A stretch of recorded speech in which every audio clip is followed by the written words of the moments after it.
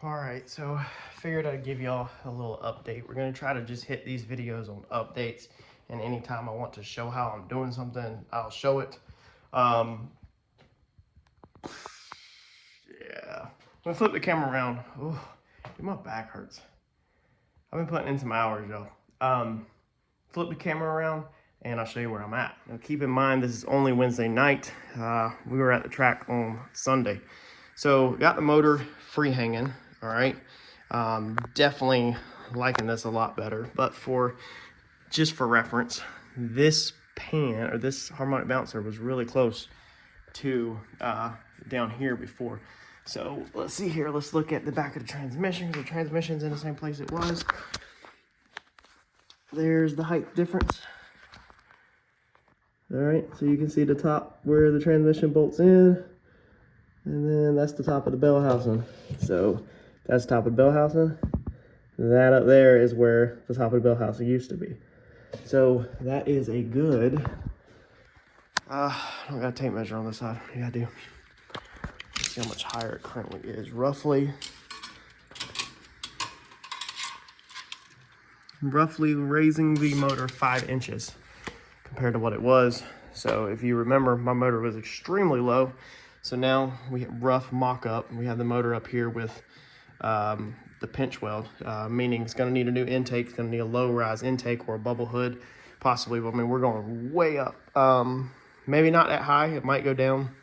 Just rough mock-up. I've got the suspension tore apart. Haven't found what's wrong with the suspension. Honestly, I don't care. The front was drooping like 2 inches lower than the other side when it's free hanging, as you've seen. So I don't know, something's going on with the front. Either that one's locked up or this one's free traveling. But at the end of the day, I don't care, because we're gonna get rid of these shocks that were on here. We're gonna change to probably double adjustable minsters in the front, with 7 inches of travel. I think they were the ones that were on the back of Randy's car. And then we are going to pull the lower A-arms out, I'm thinking, at this time, to put the outer tires a little bit closer to the fenders, the edge of the fenders, where they don't look so sucked in the car. I think it'll look a lot better. And then change the way the upper control arms mount, and also switch to Heim joints. So currently, this is how cheap my front suspension is like this side, the rubber bushing is gone. Like, it's ripped off, completely gone, okay? Now this was turned around 180. Like this, all right? So it was up there like that. But that's how bad my suspension is. This is a real budget Mustang 2 front end, and it's just absolutely terrible. Everything about it is terrible as far as performance-wise. So we need to switch to Heim joints on the end of these. Them down there probably need to be Heim joints. I guess they don't have to be. Lowers don't have to be for right now, but they probably should be Heim joints. And then these tops, we got to figure out something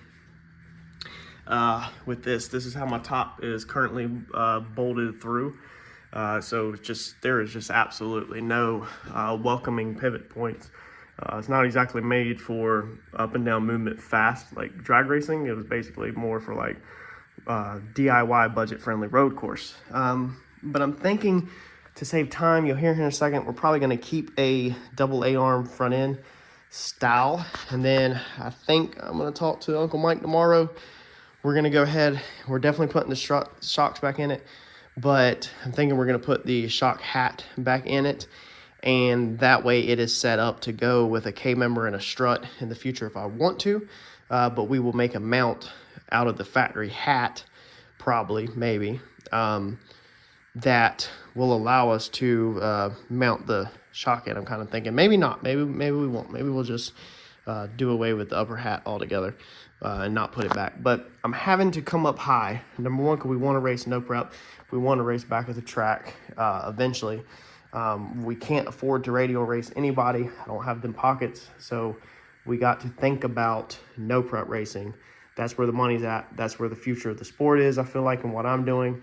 And radial racing I can't afford. So these headers were only like $315, okay? Is how much these headers were. Now, they only go 2 ways because of how the Coyote flanges are at a 45. So you can either put them like this, all right, like this, or you can take this one and you can put them like that, where they turn out backwards, all right? So when it turns out backwards, it wants to hit the top of it's all into the top of the frame rail, and then the piping would have to be back there and then curve up and go over or down or some crazy stuff.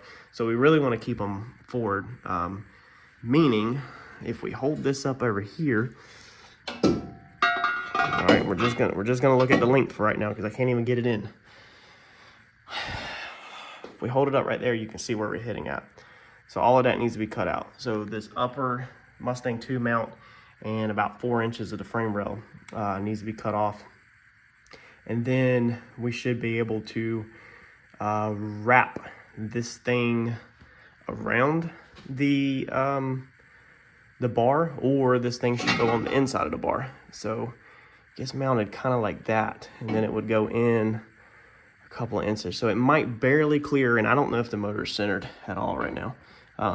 So we're not 100% there yet, but we definitely got to come in here. And we're gonna keep this plate right here. We're just gonna come right here on the side of this, cut this off, and then get rid of this upper mount probably. And then this upper mount will be recreated somehow. We'll meet with Uncle Mike in the morning and figure out what we need to do before I start cutting. And then we'll cut in here somewhere, get rid of this motor plate tab, get rid of both of these motor plate tabs, because we're gonna change the way the motor plate mounts, and we're gonna get rid of this front bar also. So we're gonna get rid of this adjustable jack bolt and do away with that, and probably come in here and straighten this bar out, cut some more of this stuff out, probably cut this back where we ripped the hood off, go ahead and fix that. If you remember, we had factory hinges, tore the hood off, so we'll go ahead and get rid of that, clean this up, straighten this bar where it comes out more straight and wide, and then it dips down. The only bad thing about that is we're gonna get into my front mount. So my front mount is right here, and then it's gonna have to be completely changed. So everything's gonna have to be completely made over, but I wanna be happy with this car. So we're gonna come in here and basically just cut this whole area out right here so we can clear the headers, because if we go with a different set of headers, okay, first off, to get a header kit. All right, so if we get a header kit, that is gonna be about, I looked it up, 1,100 bucks. That's for the flange, that's for the stainless piping, and that's for the collectors. That's about $1,100, 1,200 bucks with shipping, okay? If we order Ford facing headers, that is anywhere from $1,500 to $2,000. So these headers paid about $330, $350 for. I think they were $315 before taxes and shipping. So if I can use $300 headers over $1,800 or $2,000 headers, then we're gonna do it. But when I talk to Mike in the morning, he might say that, you know, no, I need to change. So we'll see what Mike changes or what he recommends, and then I will definitely update y'all. But that's kind of where my brain's at right now. Of course, by the time y'all see this movie, you're gonna have to remember in these build series that you're probably gonna be a day or two behind on what I'm actually doing. So if you want to put any input in or give me advice, go ahead and drop it ASAP, because it might be too late by the time you see this video. I might already be like had the whole front end cut off on the inside of the car. All right, so if we come in here, I've already got all this torn out. So as you can see, we have a mess, a freaking mess, like crazy mess. There's the console. For anybody that's been asking about the center console, this is out of a Mercury or a Nissan Mariner. No, I'm sorry, Nissan Murano. This is a Nissan Murano. It's a two-piece console, so we're only using the top part of it. But one thing that I was aggravated about with this car is how all the wires got buried underneath the console, and they weren't clean. Everything looked clean in the car, but they were hid under the console. That has aggravated the piss out of me in the back of my mind, and I've always wanted to change it. So that is what we're doing.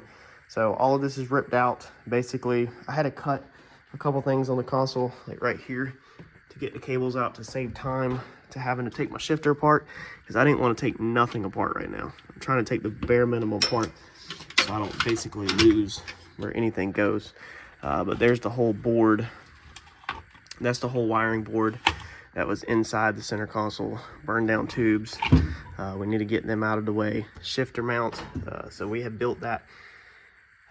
And then all the wiring, all the Holly wiring and some other add-on wiring, and just every freaking thing. So it is a slowly becoming a mess in here. And I'm about to take the lower dash out. And then what the plans is, since the motor, of course, is going up 4 to 5 inches, transmission has to go up 4 to 5 inches. So we are going to be cutting this trans tunnel. I just don't know how far back. So basically, I'm gonna cut the trans tunnel out, and then that's gonna change everything back here too. So that's gonna change the drive shaft angle, drive shaft length. I'm hoping currently the drive shaft is extremely far in. It's probably only got like that much, maybe like a 1/4 of an inch, or maybe like a 1/2 inch, probably off of the seal. So I think somehow it has got pushed back too far forward. I know that front tire over there is too far forward, but I don't think it should make up that. So I've got some where I can come out, but of course you can't bring your yoke too far out of your transmission. You can only bring it so far out. So I'm hoping I don't have to remake the drive shaft. I'm hoping we can come up with the transmission, which will lengthen point A to point B, but it will also not make us remake it. So yeah, that's kind of where we are currently at. It's kind of where my brain's at.